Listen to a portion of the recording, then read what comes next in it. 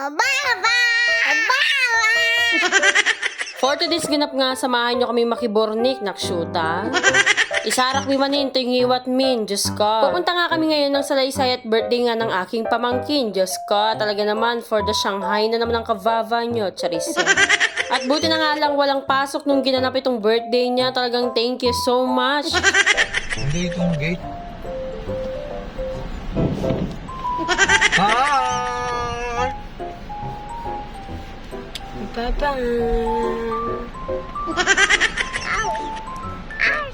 Nandito na nga kami sa papasok ng salaysay at yung nga yung pinaka-trademark sa lahat dito sa salaysay, syempre itong sabungan, nakshuta. Diyos ko, pag wala kayong magawa, punta lang kayo dito, talagang magturo-turo lang kayo na magpapark kayo ng mga sasakyan. Diyos ko, magkakapera ka na, nakshuta. Huwag kang mag-alala dahil naging part-time ko rin yan, nakshuta. Lalo na nung bata-bata ako, Diyos ko, ng karakal kong kwarta.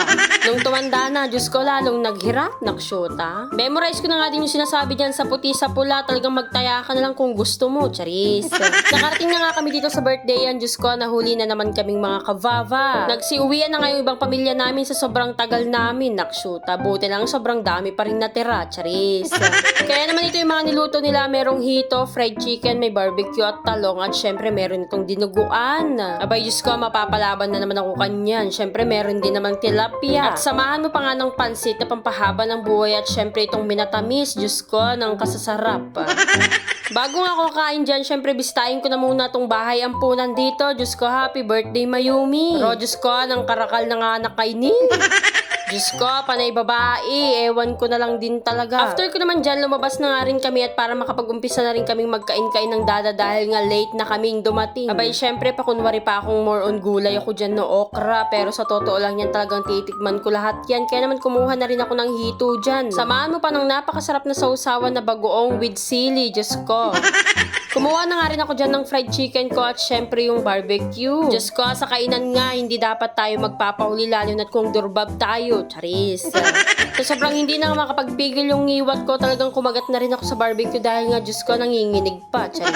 Hindi pa nga kompleto yung kinuha kong pagkain dyan, sumusubo ng kavava nyo, nakshuta, kadurbab. Habang yung dada ko, Diyos ko, tinatakal na naman niya yung mga kinakain niya. Kaya naman kayo, bahala kayo dyan. Tapos sa kanya, ibibigay sa akin yung mga skin na mga chicken, Diyos ko. Nagsandok na nga rin ako dyan ng kaldereta at syempre yung dinuguan, pasintabi na lang sa mga ANC, charis. At syempre isang buong hito, kaya naman samahan nyo na muna ako maglafang-lafang dito. Satisfied na nga ako sa mga kinuha ko pero mamaya babalik pa ako nyan, charis. Abay, syempre hindi rin naman magpapahuli ang chacha ko, talagang kumakain na habang ako pakain pa lang. At syempre yung pinsan kong napakaganda na super diet daw siya, kaya naman nananaba na lang ng ganyan, pati nga yung ate ko, Diyos ko. Feeling ko talaga magkakasize na kaming lahat na magpipinsan. Hindi pati mawa yung mga yan, nananaba na, charis.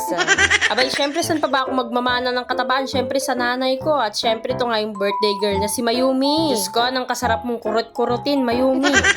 Natapos na nga akong kumain dyan, kaya naman sinunod ko na yung dessert nilang tinatago, charis. Abay, syempre itong macaroni salad, Diyos ko, nang kasarap. Syempre, eat and run nga na naman tayo mga kavaba dahil ganun naman tayong mga Pilipino, Diyos ko, hindi pa nga ako nagsielipin dyan, charis.